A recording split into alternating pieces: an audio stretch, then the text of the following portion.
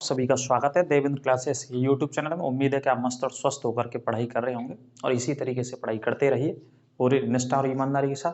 तो आज का हमारा टॉपिक है जो चर्चाओं में चल रहा है, सुर्खियों में है, राष्ट्रीय और अंतर्राष्ट्रीय खबरों में इस समय सबसे ज़्यादा जो जगह पाई हुई है वो एक टॉपिक ने, वो टॉपिक है इसराइल का।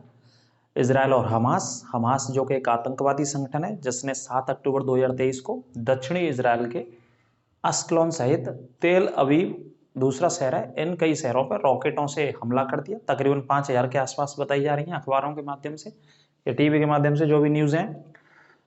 तो इस टॉपिक में हम समझेंगे, उसके बारे में तो बताएंगे ही आपको। इसराइल और हमास के बारे में एक पार्ट पढ़ा दिया है, उसको भी आप देख लीजिएगा। इस पार्ट में थोड़ा सा और बड़ा कर दिया है हमने आपको समझाने के लिए, और आपसे ये उम्मीद करेंगे कि आप प्रत्येक पॉइंट को नोट करेंगे। यहाँ पे जो मैं बताने चल रहा हूँ ये बहुत सारी परीक्षाओं में पूछे गए हैं और आने वाली संभावित एग्जाम्स में पूछे भी जाएंगे, ठीक है। तो इसराइल का विस्तार कर दिया है थोड़ा सा, इसमें इसराइल के और पड़ोसी देशों के बारे में चर्चा करेंगे। एक बड़े स्तर पर मैं आपको बताने की कोशिश करूंगा इस क्लास में कि कौन कौन से और कंट्री हैं जो इसराइल के आसपास सीमा बनाते हैं। जो इसराइल के पड़ोसी देश हैं वो तो हमने बता दिए, जैसे नॉर्थ में लेबनान है इसराइल के, है ना। और पूर्वी नॉर्थ में अगर बात करेंगे तो कौन सा, सीरिया है। बिल्कुल दक्षिण पूर्व में बात करेंगे तो जॉर्डन है जिसकी राजधानी अम्मान है। जॉर्डन और इसराइल की सीमा पर मृत सागर है। और पश्चिम में बात करेंगे भूमध्य सागर की तरफ तो मिस्र देश है। तो ये सब इसराइल के पड़ोसी हैं। अब इसके अलावा और कौन से ऐसे अरब देश हैं जिनसे इसराइल ने 1967 में एक बार युद्ध लड़ा था। 6 दिवसीय युद्ध था जिसमें लगभग अरब देशों को परास्त कर दिया था, और तब के बाद बहुत सारे क्षेत्रों को इसराइल ने अपने कब्जे में ले लिया था, जैसे वेस्ट बैंक, गोलन की पहाड़ियां जो कि सीरिया के अंतर्गत थी वो इसराइल में, और लेबनान का साउथ हिस्सा कब्जा लिया था। मिस्र में एक सिनाई प्रायद्वीप है बहुत प्रसिद्ध, उसे भी कब्जे में ले लिया था। तो और कौन कौन से कंट्री हैं इस स्थिति में, उन्हें मैं कोशिश करता हूं मानचित्र के माध्यम से समझिएगा, नोट कर लीजिएगा और बना लीजिएगा आप, ठीक है। तो देखिए अब शुरू करते हैं इस क्लास में। बहुत सारी चीजें आपको पढ़ने को मिलेंगी वर्ल्ड ज्योग्राफी से संबंधित, ठीक है। तो इसराइल है ये वाला जो मैंने आपके सामने बनाया है। तो ये कौन सा देश है, इसराइल। शुरू इसराइल से ही करते हैं। इसराइल की स्थापना कब हुई थी, फलस्तीन के विभाजन के बाद 18 मई 1948 को इसराइल की स्थापना हुई थी। कौन से देश में से, फलस्तीन का विभाजन करके, है ना। जैसे भारत का विभाजन हुआ था 1947 में, तो पाकिस्तान अलग बन गया और भारत अलग बन गया। ऐसे ही फलस्तीन का विभाजन हुआ यूएनओ की देखरेख में, तो फलस्तीन में से विभाजित करके एक राष्ट्र बनाया गया, एक देश बनाया गया जिसका नाम इसराइल, जो कि यहूदी धर्म को मानने वाले लोग उसमें निवास करते हैं। अब परिपेक्ष क्या है, पूरा विश्व में पश्चिमी एशिया में समझते हैं। तो इसराइल है, इसराइल के ऊपर मैंने बताया था उत्तर में इसराइल के कौन सा देश है। ये छोटे छोटे से देश मैं आपको समझाऊंगा बहुत अच्छे से। इसराइल के देखो जो मैंने बनाने की कोशिश करी है, ये कौन सा है, लेबनान। ये लेबनान देश है जो कि भूमध्य सागर से बिल्कुल लगा हुआ है, जिसे पूर्व का स्विट्जरलैंड भी बोलते हैं। लेबनान इतना खूबसूरत देश है, वहां की बहुत सारी खूबसूरत दृश्य है लेबनान के अंदर। किससे लगा है, भूमध्य सागर से लगा हुआ है, ये सीमा लग रही है भूमध्य सागर की। तो इसे पूर्व का स्विट्जरलैंड बोलते हैं एशिया में, पश्चिमी एशिया में हम पढ़ते हैं पूर्व का स्विट्जरलैंड, इसकी खूबसूरती की वजह से, ठीक है। जैसे भारत का स्वर्ग किसे कहते हैं, कश्मीर को। दुनिया का स्वर्ग किसे कहते हैं, स्विट्जरलैंड को। इसी वजह से पूर्व का स्विट्जरलैंड किसे कहते हैं, लेबनान को, जिसकी राजधानी बैरूत है, जो कि इसराइल के कहां पे, उत्तर में है, ठीक है। और इसराइल के पूर्व में कौन सा देश है, यहाँ पर दक्षिण में जॉर्डन है। और इसराइल के पूर्वी उत्तर में कौन सा देश है, ये सीरिया। ये तो पहले टॉपिक में भी हमने बता दिया था, फिर देख लीजिए। सीरिया हो गया, जॉर्डन हो गया, लेबनान। और इस साइड में कौन सा देश है, यहाँ पर मिस्र। ये मैंने बनाया है, ये रहा। मिस्र ने एक नहर का निर्माण कराया था जिसका नाम है सुएज नहर। और सुएज नहर का निर्माण कब कराया था, 1869 में। ये कंप्लीट बन के तैयार हो गई थी सुएज नहर, जो कि 2 सागरों को कनेक्ट करने का काम करती है। सुएज नहर क्या करती है, 2 सागरों को कनेक्ट करती है। कौन से सागर को कनेक्ट करती है, देखो ये है भूमध्य सागर, और भूमध्य सागर को किससे कनेक्ट करती है, अगर मैं ऐसे समझाऊं तो आपको लाल सागर से कनेक्ट करती है ये, ठीक है। ये वाला हिस्सा सुएज नहर कनेक्ट करती है भूमध्य सागर को लाल सागर से, ठीक है। तो मैं आपको यहाँ नहर बताने की कोशिश करिए, कौन सी नहर है, सुएज नहर, जो कि मिस्र के द्वारा ही निर्माण किया गया और मिस्र में ही स्थित है ज्यादातर। इसका बड़ा हिस्सा लाल सागर नीचे है, ये वाला रेड सी इंग्लिश में लिखा है मैंने, है ना, अच्छे से समझिएगा। रेड सी मतलब लाल सागर, जो कि दक्षिण में है इसराइल के। और इसराइल के उत्तर में कौन सा है, भूमध्य सागर है। तो भूमध्य सागर को किससे जोड़ता है, ये लाल सागर से। कौन सी नहर, सुएज नहर, जिसका निर्माण किसने कराया, मिस्र ने। और मिस्र की राजधानी क्या है? काहिरा। अच्छा, इस क्लास में हम लड़ाई का तो चर्चा करेंगे, लेकिन लड़ाई से ज्यादा सबसे इंपॉर्टेंट बात है कि पेपर में कौन कौन से प्रश्न बनेंगे वो आपको समझना है बहुत अच्छे से, है ना। उसी को मैं कोशिश कर रहा हूँ समझाने की, और देखिएगा सारे पॉइंट लिख लेना। 59 में इसका निर्माण कार्य शुरू हुआ था, 59 से 69 तकरीबन 10 सालों में ये नहर बन के तैयार हुई थी, है ना। जिसमें से दुनिया का बहुत बड़े पैमाने पर व्यापार होता है पानी के जहाजों के माध्यम से, सुएज नहर के माध्यम से।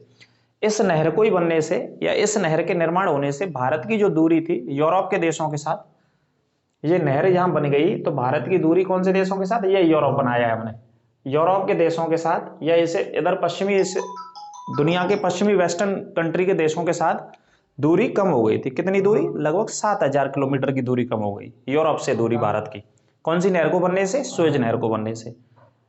तो बॉम्बे से पढ़ते हैं कई बार, आप देखोगे कई बार परीक्षा में पूछा है कि सुएज नहर बनने से भारत पर क्या या भारत के व्यापार पर क्या? तो भारत के व्यापार पर यह प्रभाव पड़ा कि 7000 किलोमीटर की दूरी कम हो गई।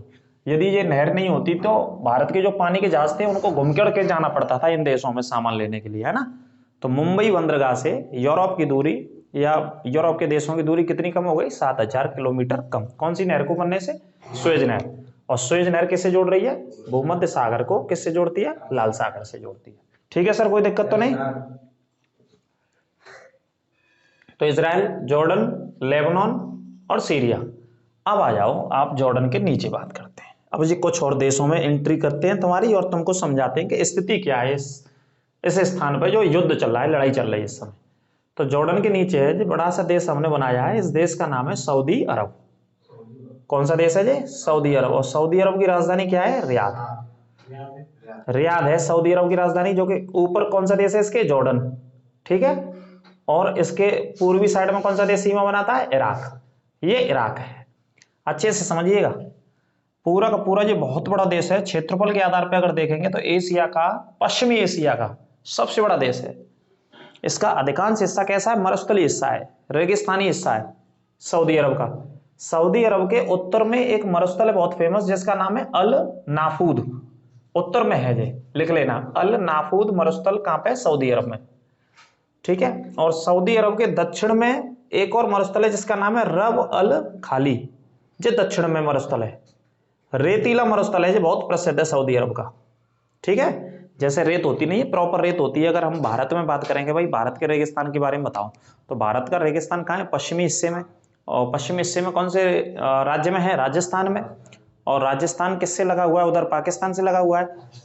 तो जो थार का मरुस्थल है, इसे थार का मरुस्थल बोलते हैं। प्रॉपर मरुस्थल के दर्शन करने हैं, देखना है, धूल का मजा लेना है या उस रेत का मजा लेना है, तो कहाँ जाएंगे हम?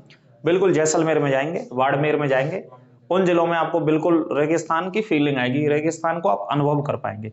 इसी तरीके से मैं आपको बता रहा हूं, उसका 85% भाग जो हमारे भारत वाला रेगिस्तान है वो इंडिया में, और 15% भाग का है उसका पाकिस्तान में। तो वो एक ही मरुस्थल हुआ करता था भारत के विभाजन से पहले, लेकिन विभाजन हुआ तो कुछ हिस्सा जो पाकिस्तान बन गया उस साइड का 15% और बाकी का हिस्सा हमारे भारत का है, जो कि क्षेत्रफल के आधार पर सबसे बड़ा राज्य है राजस्थान, और राजस्थान के पश्चिमी हिस्से से लगा हुआ बहुत बड़ा मरुस्थल का पार्ट है। ठीक है। इसी प्रकार से जो सबसे ज्यादा रेत मिलता है, तो कौन से मरुस्थल में सबसे ज्यादा रेत है? रब अल खाली में, ये रेतीला मरुस्थल है। और कौन से देश में? सऊदी अरब में। सऊदी अरब के दक्षिण में स्थित है, लिख लेना, लिखते चलना। ये पॉइंट मैंने यहां बनाया है दक्षिण की वजह से, क्योंकि ये सऊदी अरब की सीमा यहां से शुरू होती है और ये पूरा सऊदी अरब देश है जो जॉर्डन के नीचे है और इधर इराक से सीमा बनाता है। ठीक है। अब सऊदी अरब का एक बहुत महत्वपूर्ण शहर है और बंदरगाह भी, जिसका नाम है जेद्दा। और जेद्दा के दक्षिण में कौन सा शहर है? मक्का, जहां पर मक्का मदीना की यात्रा के लिए लोग जाते हैं, हज की यात्रा के लिए लोग जाते हैं। कौन सी यात्रा के लिए जाते हैं? हज की। दुनिया भर के जो मुस्लिम हैं, अपने धर्म से संबंधित, इस्लाम धर्म से संबंधित, जो दुनिया में अगर विश्व में बात करें, जो पहले स्थान पर उनकी मस्जिद है तो वो कौन सी? मक्का की मस्जिद को मानते हैं। पहले नंबर पे मक्का की, दूसरे पे मदीना की, और तीसरे पे इजराइल के भीतर जिस पे विवाद चल रहा है, अल अक्सा मस्जिद। ठीक है। तो देखो, जेद्दा पश्चिमी एशिया का सबसे बड़ा बंदरगाह है। नोट करना, जेद्दा एक शहर भी है और पश्चिमी एशिया का सबसे बड़ा बंदरगाह है जेद्दा। और जेद्दा की सीमा आपसे पूछी जाएगी पेपरों में कि भाई जेद्दा कौन से सागर से लगा है? भाई बंदरगाह है तो पानी से तो लगा होगा, सागर से लगा होगा। तो सागर आपको दिख रहा है कि नहीं दिख रहा है? बिल्कुल बिल्कुल। ये बाउंड्री जो लग रही है, ये सीमा जो लग रही है, वो कौन से सागर से लग रही है? लाल सागर से लग रही है जेद्दा की। ठीक है। तो आपको जब हज की यात्रा करने जाना है, मक्का मदीना की यात्रा करने जाना है, तो कहां से जाएंगे भाई साहब आप? आप जहाज से जाएं तो जहाज तो सीधा लैंड कर जाएगा, कहाँ पे लैंड कर जाएगा, रियाद उसकी राजधानी में चले जाओ, या और भी शहरों में जा सकते हो, जेद्दा में भी जा सकते हो, जो बंदरगाह भी है और जो अंतरराष्ट्रीय हवाई अड्डा भी है। लेकिन आप अगर समुद्र के माध्यम से जाएंगे तो कौन से सागर में पहुंचेंगे, लाल सागर में, और लाल सागर का जहाज आपको कहाँ उतार देगा, जेद्दा में उतार देगा। तो ये पश्चिमी एशिया का सबसे बड़ा बंदरगाह है और शहर भी है, कौन से देश में, सऊदी अरब का, और जेद्दा के नीचे कौन सा है, मक्का।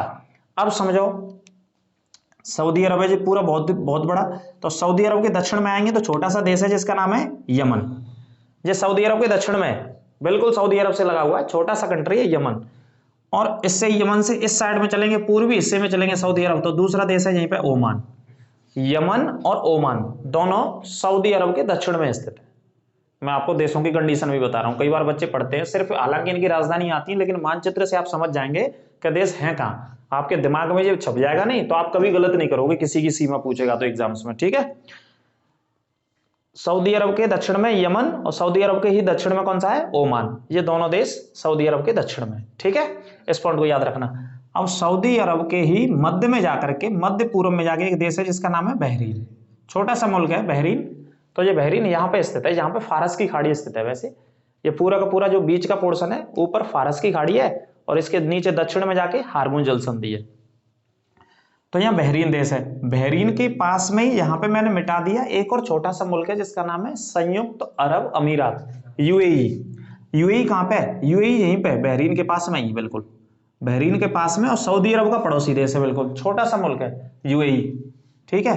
हालांकि मैंने यूएई के बारे में लिखा है, अभी मैं बताऊंगा, पहले मानचित्र बता दे रहा हूं। देखो यूएई में कितने अमीरात शामिल है, 7 अमीरात शामिल हैं, 7 अरब अमीरात। ये छोटे छोटे इनको अमीरात बोलते हैं, जैसे अबू धाबी, दुबई, शारजाह है ना, अजमान है, फजरा है, रासल है, इन्हें मिलाकर के टोटल कितने हैं ऐसे, 7।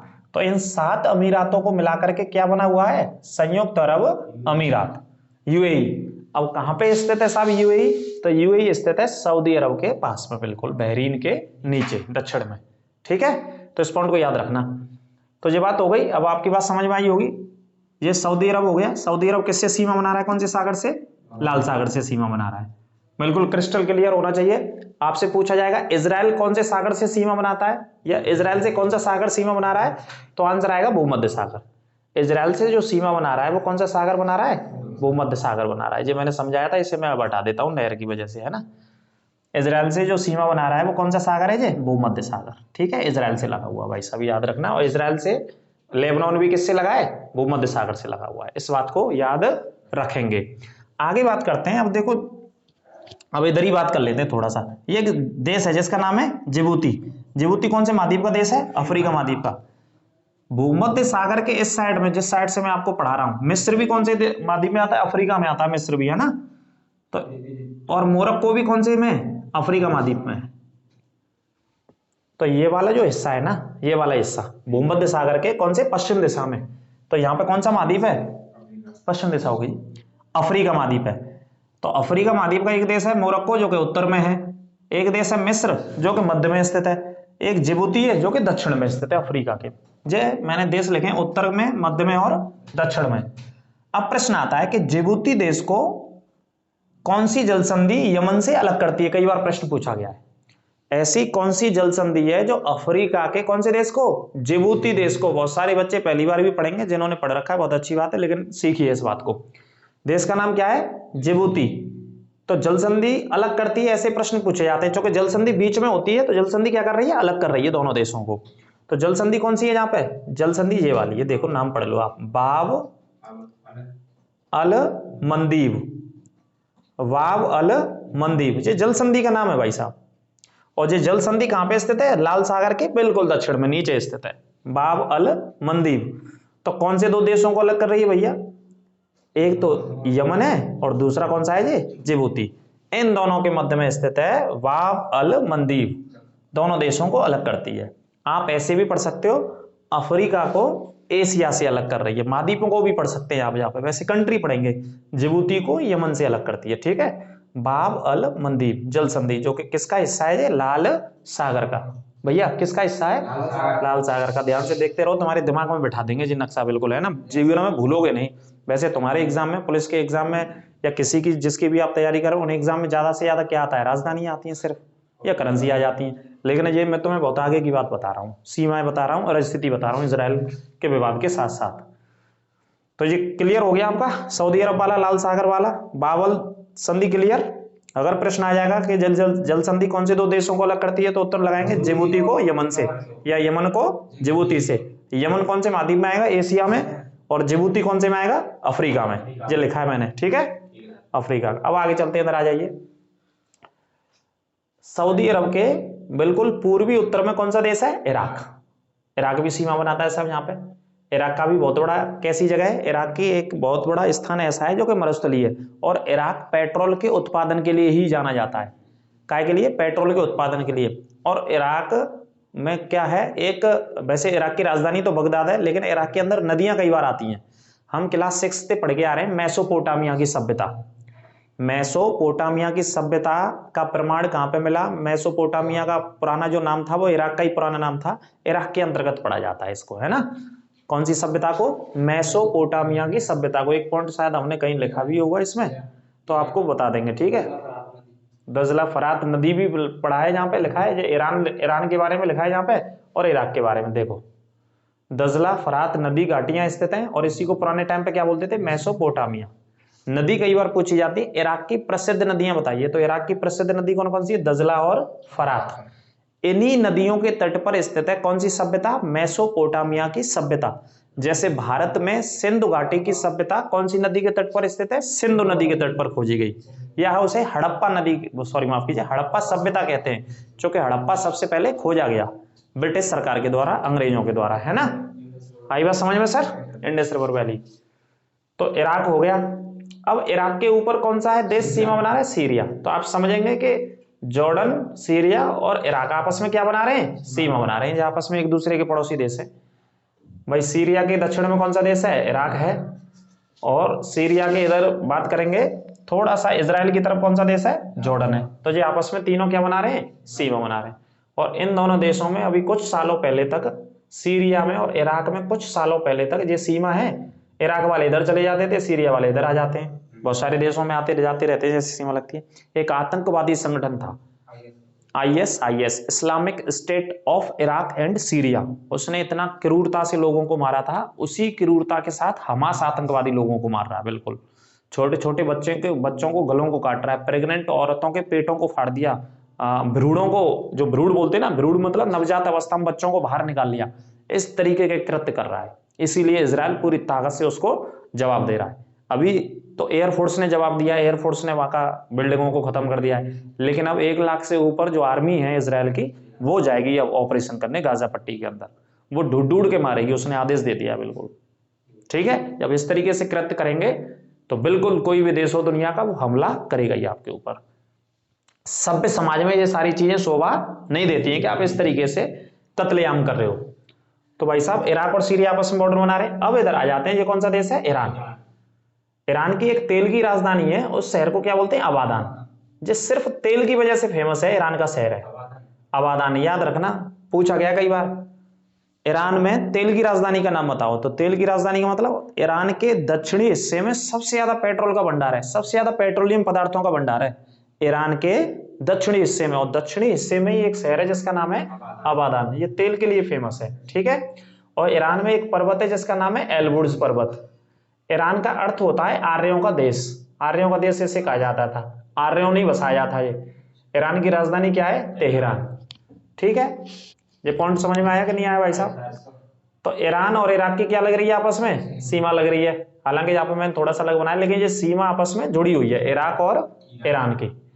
अब ईरान से ऊपर चलेंगे तो एक देश है जहां पर छोटा सा ईरान से ऊपर सीमा बनाता है, जिसका नाम है अजरबैजान। कौन सा देश है ये? अजरबैजान। अगर मैं आपको ऐसे लिख के बताऊं तो ये ईरान से ऊपर छोटा सा है जिसका नाम है अजरबैजान। अजरबैजान की राजधानी है बाकू। और बाकू किसके लिए फेमस है विश्व में? पेट्रोल के लिए। अच्छे से लिखिएगा, कोई दिक्कत हो तो पूछिएगा, टेंशन नहीं लेनी, बिल्कुल 1%, ठीक है। मानचित्र को बना लेना जैसा बने वैसा, लेकिन सारे तथ्यों को लिखना, सारे पॉइंट्स को नोट करना जो मैं बता रहा हूं।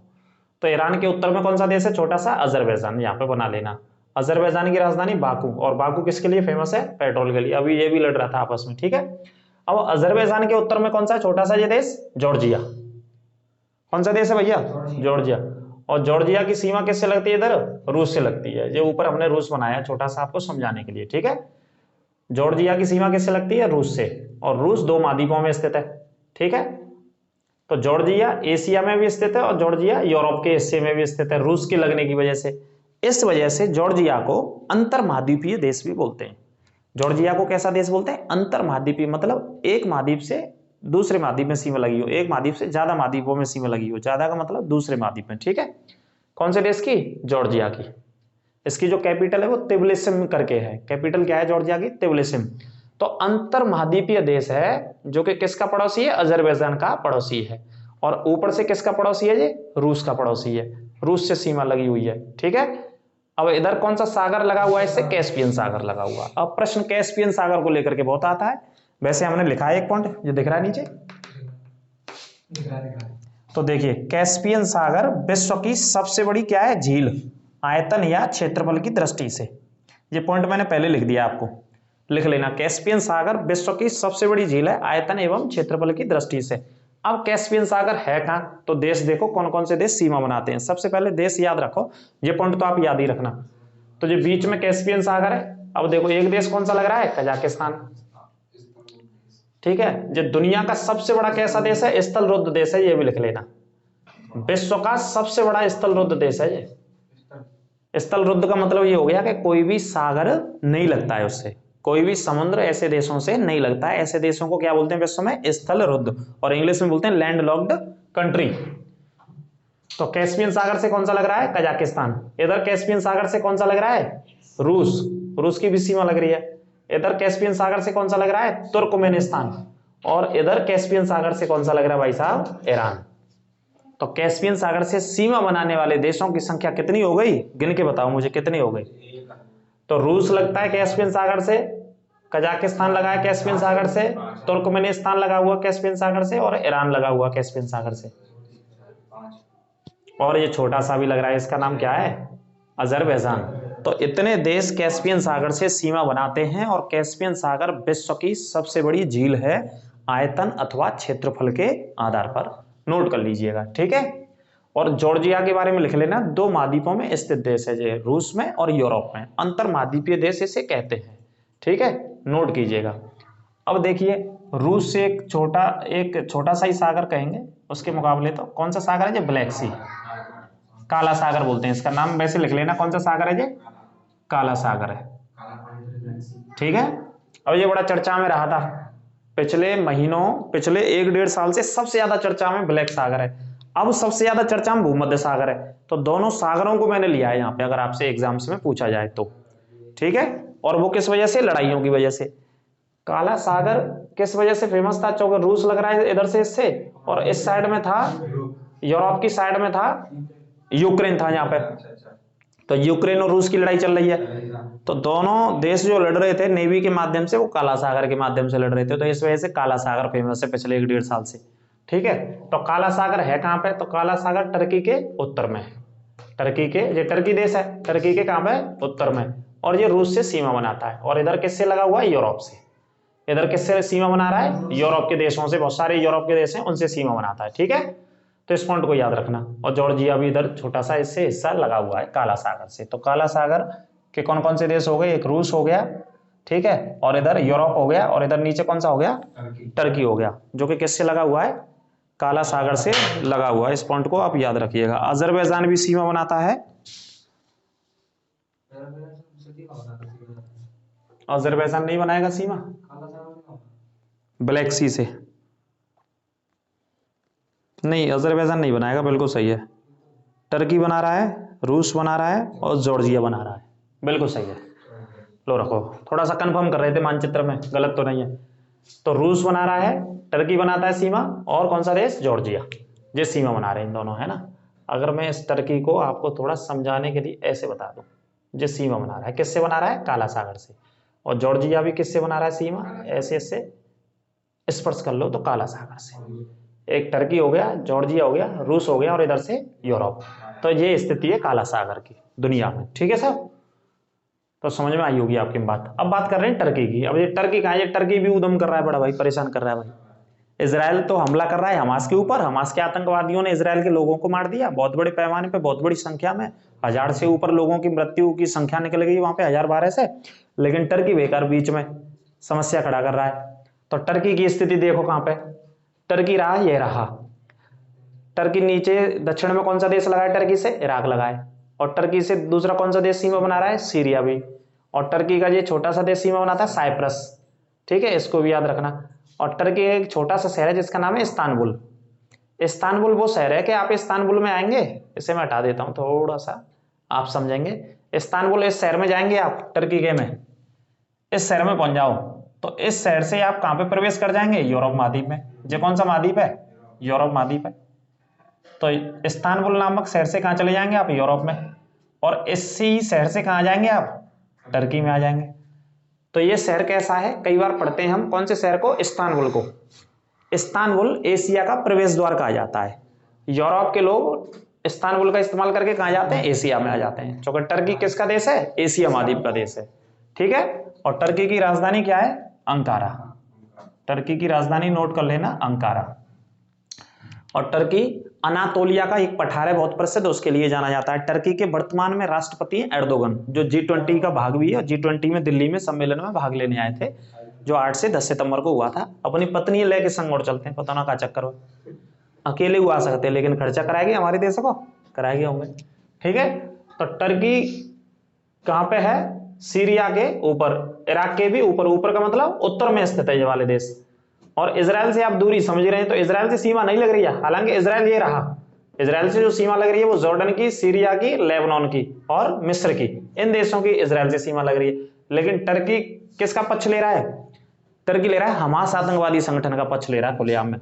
तो जो देश चाहे मुस्लिम कंट्रीज हो चाहे कोई भी हो, वो जब आतंकवादियों का साथ दे रहे हैं तो उनका तो साथ दुनिया में कोई देगा नहीं, ठीक है। टर्की ने कह दिया कि भाई आप बंद करो हमले, नहीं तो हम आ जाएंगे बीच में। उधर फिर अमेरिका ने कह दिया कि तुम बीच में आए तो फिर बीच से गायब हो जाओगे दुनिया में तुम, फिर है ना, ध्यान रखना, तो वहीं पर रहो जहां पे रह रहे हैं, चैन से दाल रोटी खाते रहो। तो टर्की ये रहा, टर्की का ये अपना रोल रहता है, ये कोई रोल नहीं रहता। टर्की का भारत के अगेंस्ट भी बहुत बड़ा रोल रहता है। जब यूएनओ में कभी भारत और पाकिस्तान को लेकर के कोई विवाद रहते हैं तो उसमें वो पाकिस्तान का सहयोग करता है टर्की, हमेशा हमारे देश का कभी सहयोग नहीं किया, ठीक है। तो इस तरीके का स्टैंड रहता है टर्की का, हमेशा पाकिस्तान के पक्ष में ज्यादा रहता है। अब समझ लो आप, जब आतंकवादियों का समर्थन कर रहा है, पक्ष ले रहा है, तो किस तरीके का देश होगा, कैसी सोच होगी टर्की की। सिर्फ आपको जहां देश देखने।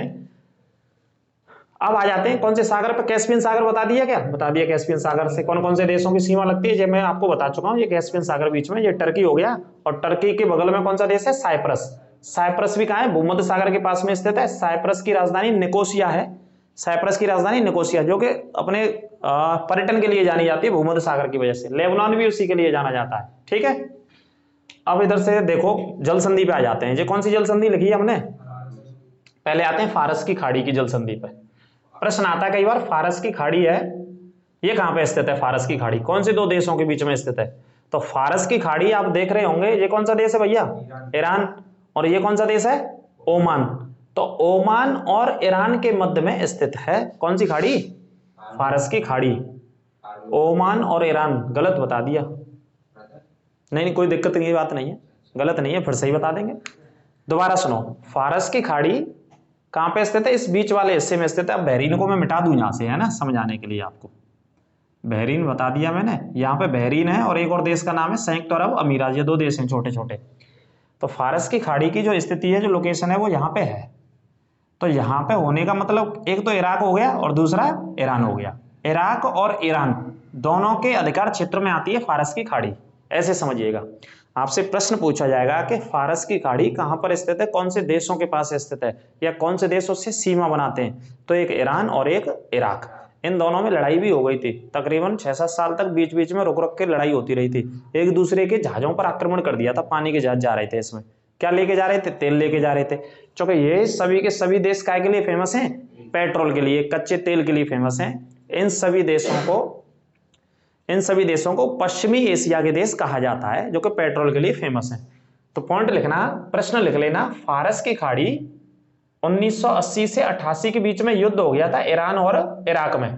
फारस की खाड़ी में एक दूसरे के जो जहाज थे उन्हीं के ऊपर आक्रमण कर दिया, ठीक है।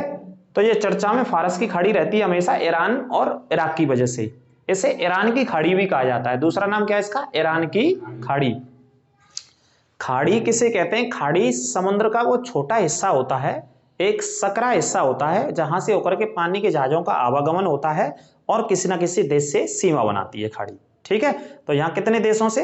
ईरान से और इराक से सीमा बना रही है। तो कौन सी खाड़ी हो गई सर? फारस की खाड़ी हो गई। अब आ जाते हैं दूसरी जल संधि पर। वो खाड़ी हो गई जो जल संधि है, क्या नाम है इसका? हार्मुज की जल संधि। ये भी कई बार आती है, ये बहुत इंपॉर्टेंट वन जल संधि लिखी है, हार्मुज की जल संधि। अब देखो हार्मुज की जल संधि किससे लगी है? ये कौन सा देश है? ओमान। ये ओमान से लगी है इधर, और ऊपर किससे लगी है? ईरान से, ऊपर ईरान से लगी है। तो हार्मुज की जल संधि कौन से दो देशों को अलग करती है? अलग करती है ओमान को ईरान से। ठीक है, ये छाप लेना, नोट कर लेना। हार्मुज की जल संधि ओमान को ईरान से अलग करती है या ईरान को ओमान से अलग करती है।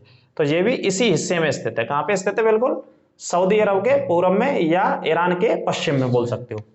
ईरान के कौन से हिस्से में? पश्चिम में, और सऊदी अरब के पूर्व में।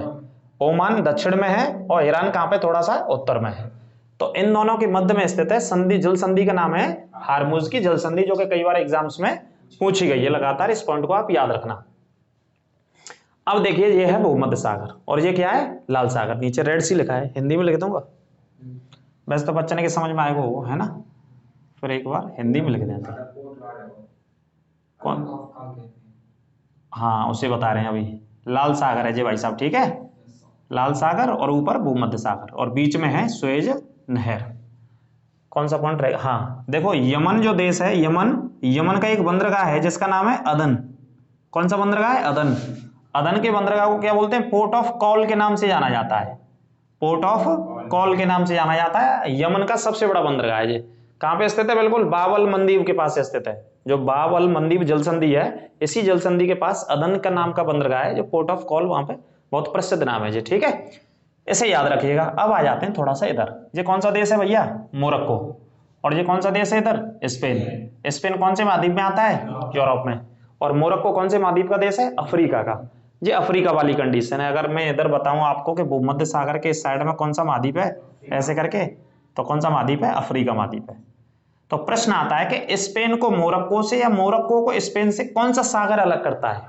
ये आपके सामने दिख रहा है। अब तो दिक्कत की तो बात नहीं है भाई साहब, इसीलिए मानचित्र बहुत जरूरी है पढ़ने के लिए। मोरक्को को स्पेन से या स्पेन को मोरक्को से कौन सा सागर अलग कर रहा है? भूमध्य सागर अलग कर रहा है। बिल्कुल आपके सामने ही। ठीक है, ये प्रश्न कई बार पूछा गया है। मोरक्को अफ्रीका महाद्वीप का देश है, और स्पेन तो आपको पता ही है कौन सा महाद्वीप है? ये यूरोप महाद्वीप का देश है। तो आप कह सकते हो, आप इस नतीजे पर पहुंचते हो कि अफ्रीका भी पढ़ रहे हैं हम, यूरोप भी पढ़ रहे हैं हम, और एशिया के देश भी पढ़ रहे हैं। तो तीनों महाद्वीप कौन से सागर से सीमा बना रहे हैं? भूमध्य सागर से सीमा बना रहे हैं। आप ये कह सकते हैं। कह सकते हैं कि नहीं कह सकते हैं? बिल्कुल कह सकते हैं भाई। अफ्रीका के ये देश भी लगे, यूरोप का स्पेन भी लगा है, और बहुत सारे देश हैं, यहाँ इटली भी है, ग्रीस भी है। और एशिया के कौन से देश हैं? लेबनान हो गया, साइप्रस हो गया। तो हम कह सकते हैं कि भूमध्य सागर तीनों महाद्वीपों से लगा हुआ एक सागर है।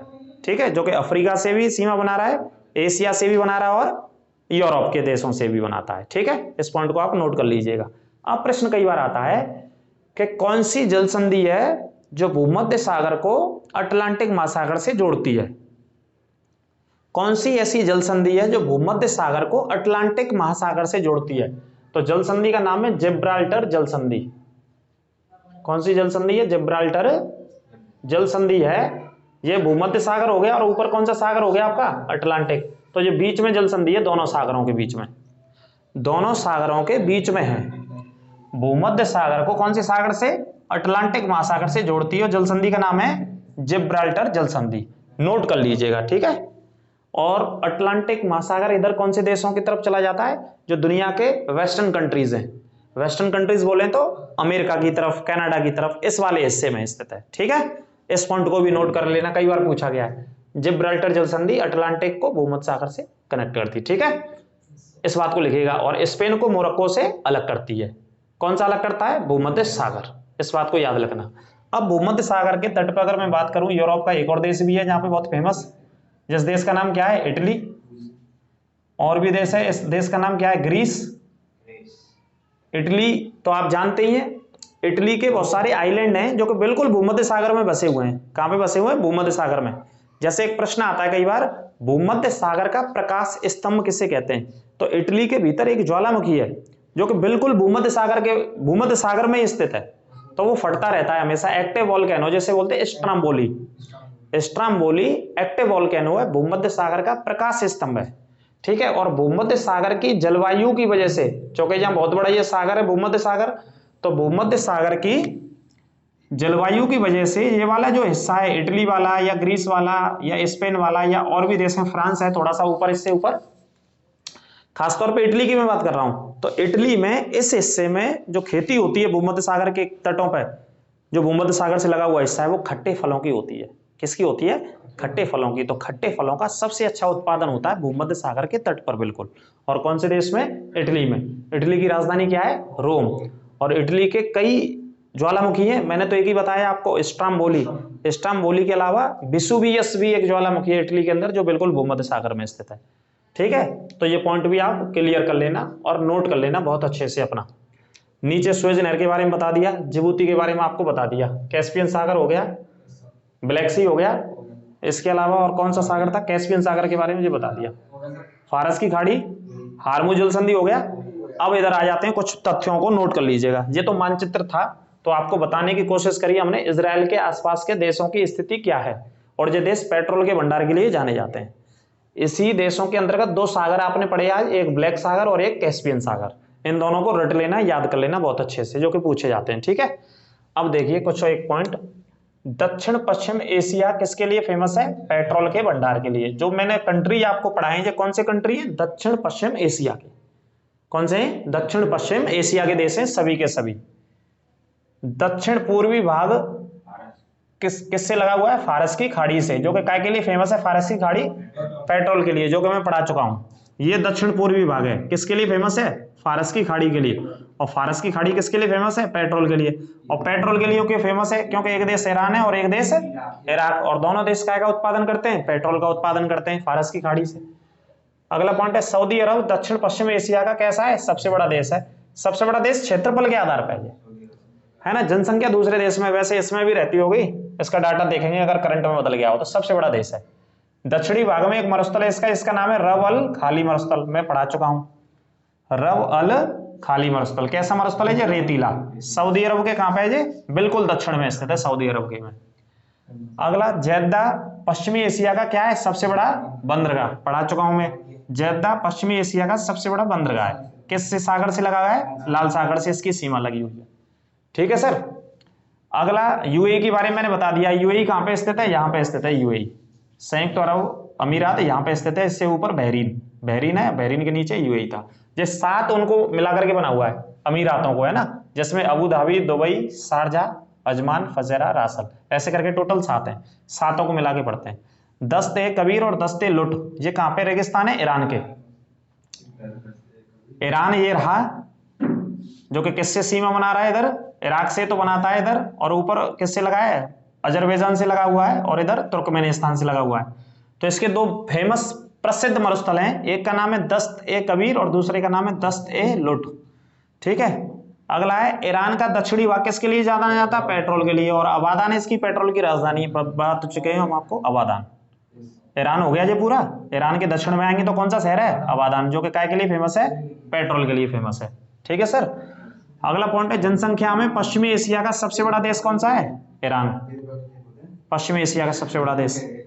इराक में 2 नदियां बहती हैं, दजला और फरात, और इराक का पुराना नाम क्या था? मेसोपोटामिया की सभ्यता के हिसाब से पढ़ते हैं। खजूर का सबसे ज्यादा उत्पादन कहां पे होता है? और तेल का भंडार? आंसर है इराक।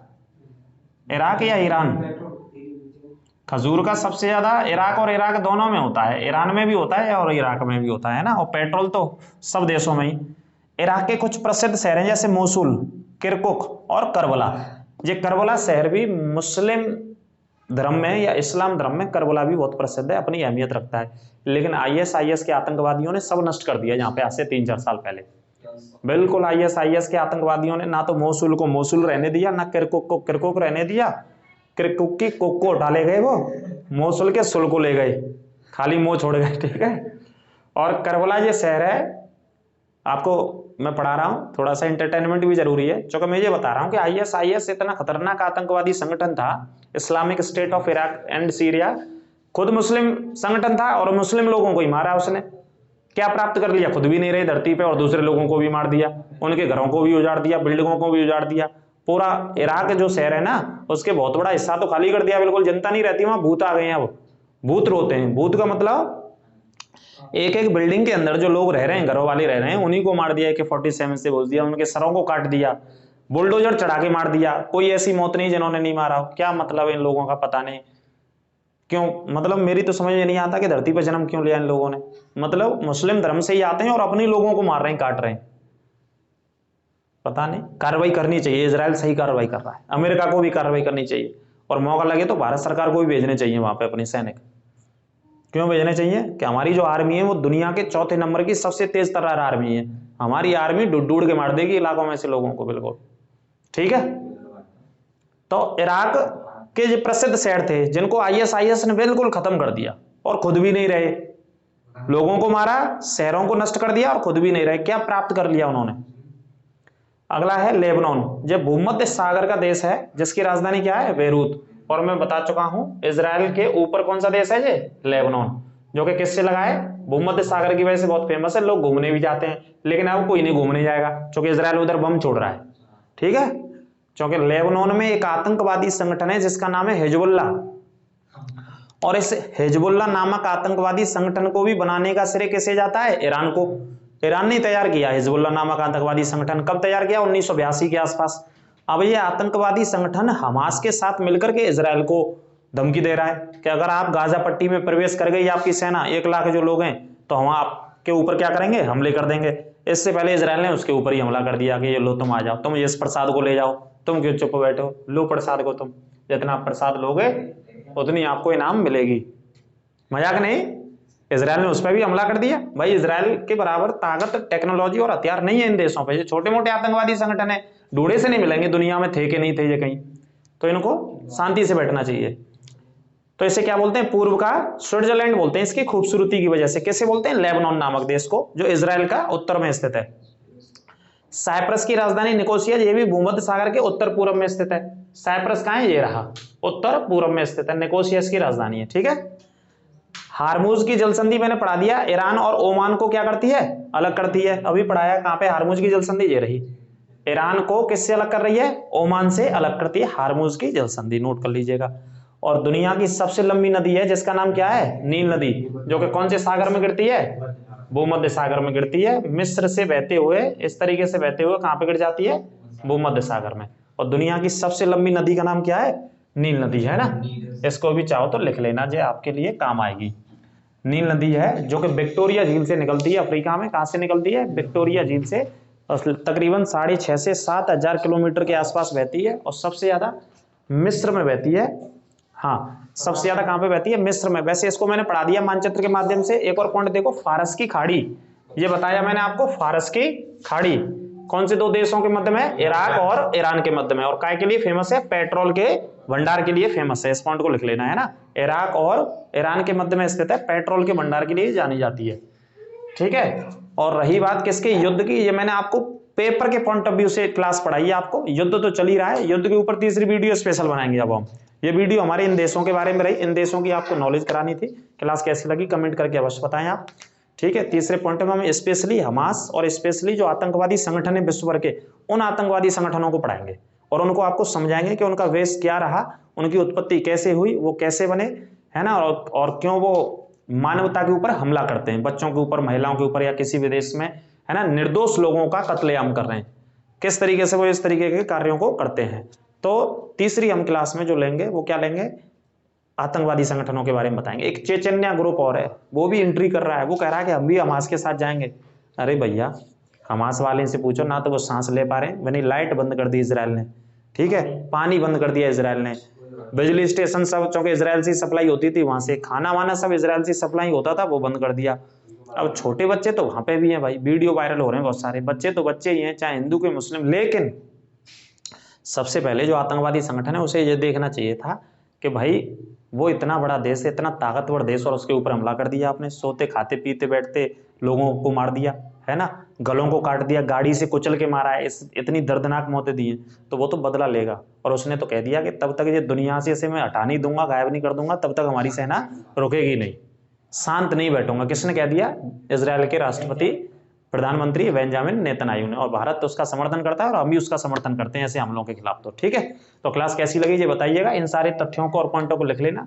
सागर भी बताए मैंने, देशों को भी बताने की कोशिश करिए। तीसरे पॉइंट में विश्व के इन सभी जो चल रहे हैं आतंकवादी संगठन, उनके बारे में विशेष चर्चा करेंगे अगले पॉइंट में। ठीक है, तब तक के खुश रहिए, मस्त रहिए, आनंद से रहिए, अपनी तैयारी करिए अच्छे से नौकरी की।